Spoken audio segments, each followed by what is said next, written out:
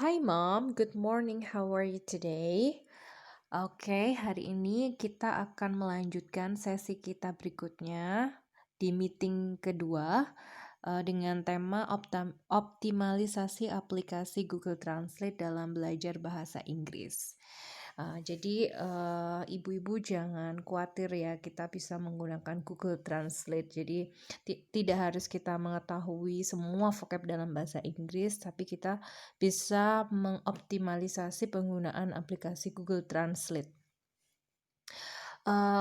Masalah dalam penerjemahan Google Translate itu terkadang Google Translate itu tidak bisa menerjemahkan dengan baik dan benar gitu.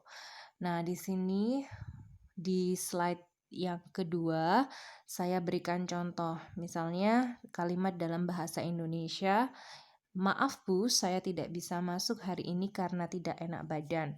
Nah, setelah ditranslatekan, dia menjadi, "Sorry Bu, I can't enter today because it's not enough body." Nah, dalam bahasa Inggris, kalimat ini kurang bisa dimengerti. Kenapa? Karena masuk itu masuk sekolah, masuk ke kantor kayak gitu tuh kita biasa pakai kata come gitu. Dan tidak enak badan itu tidak tepat kalau diterjemahkan it's not enough body. Jadi penerjemahan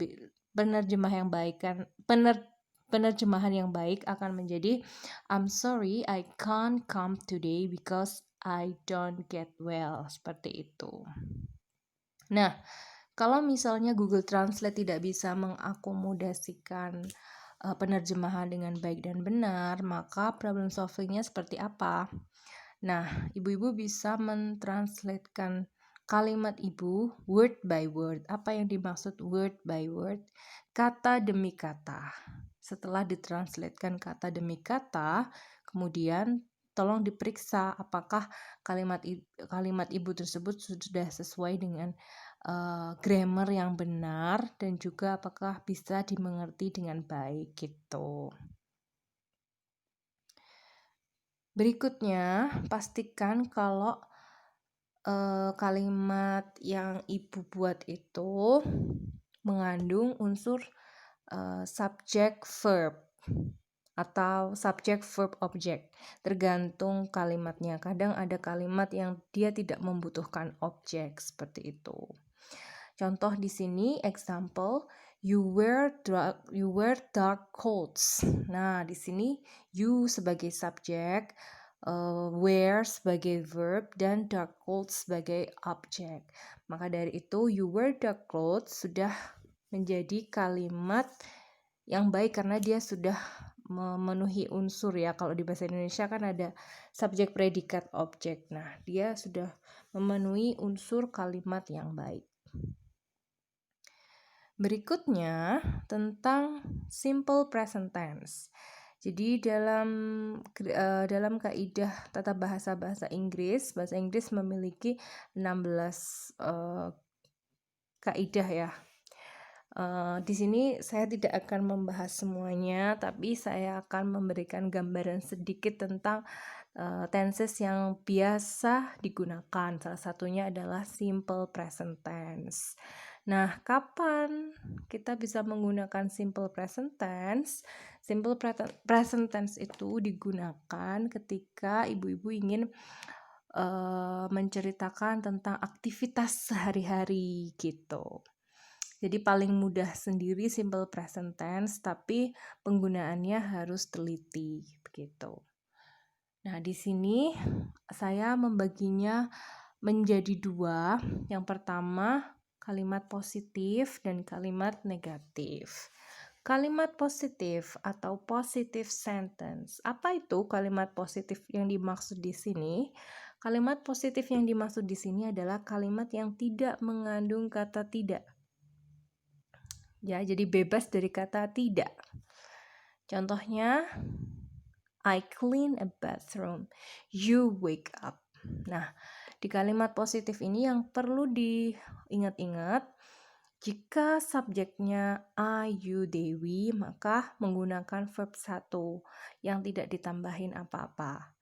Tapi jika subjeknya he, she, it, ditambahkan verb, maka verbnya bisa ditambah s atau es gitu. Jadi contohnya, he cleans a bathroom and she wakes up.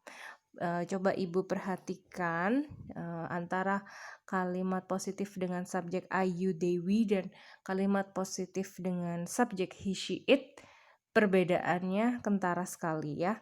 Clean di awal menjadi cleans, tambahin s. Wake yang dicontoh awal berbeda dengan wakes di contoh kedua karena ditambahin s.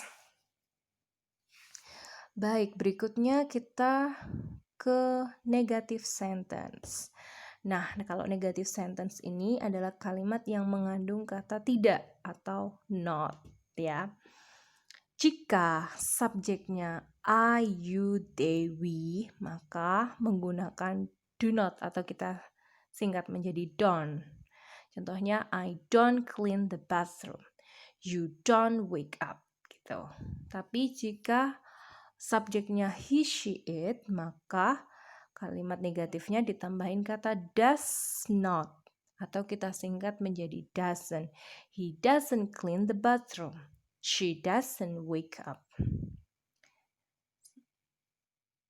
Oke, berikutnya adalah latihan ya, exercise. Ada 5 soal di situ yang akan kita bahas bersama. Contoh yang pertama, kalimat yang pertama di sini adalah number 1, she, me really mad.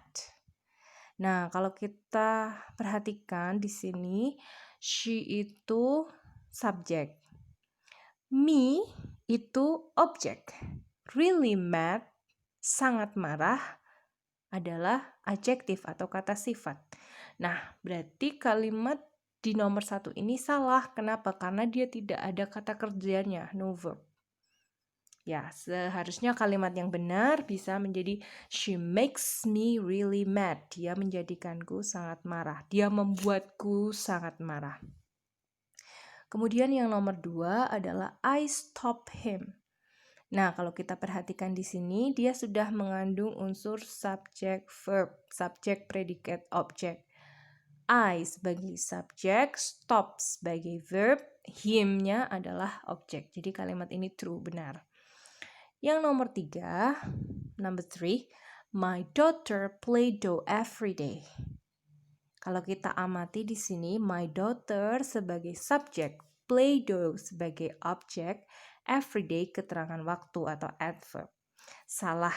Kenapa? Karena tidak ada verb atau kata kerjanya. Yang benar adalah my daughter plays. My daughter itu she ya, sama kayak she. Jadi kata kerjanya harus ditambahin s. My daughter plays Play-Doh every day. Number 4, he gets his phone back. Sudah benar. He sebagai subjek, gets sebagai verb, his phone sebagai objek. Kemudian yang kelima, number 5, we plays hide and seek. Nah, kalau kita lihat secara umum, dia sudah mengandung subjek, verb, objek. Subjek, verb. Tapi di sini play seharusnya tidak ada tambahan s-nya karena subjeknya adalah we. Jadi yang benar adalah we play. Tidak menggunakan s, hide and seek, seperti itu. Oke, bagaimana dengan pronunciation? Nah, pelafalan, kalau kita tidak tahu cara melafalkan kata tersebut dengan baik, kita bisa menggunakan yang Ibu lihat di Google Translate, ada gambarnya suara.